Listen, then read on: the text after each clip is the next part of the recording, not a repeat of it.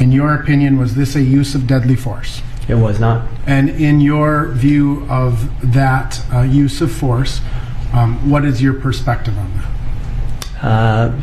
That Mr. Floyd's level of resistance was objectively reasonable for those officers to do the techniques that they were doing.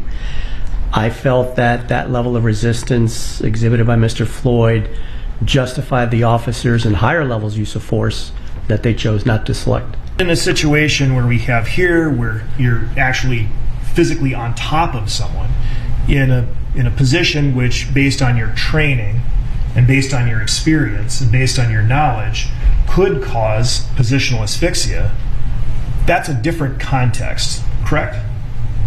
Yes. And in that context, a reasonable police officer would at least acknowledge and consider the possibility that what they're doing is causing a problem, wouldn't they? Where you would interpret what Mr. Floyd is doing while he's making the statements, and it appeared to me with that video that he was still struggling.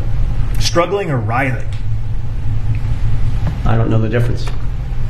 Well, would a reasonable police officer on the scene consider whether somebody is actively resisting or writhing on the ground because they can't breathe? I think it'd be reasonable for the officer to take what Mr. Floyd had been doing prior to that and still consider that he was struggling. As of this morning, we have the resignation.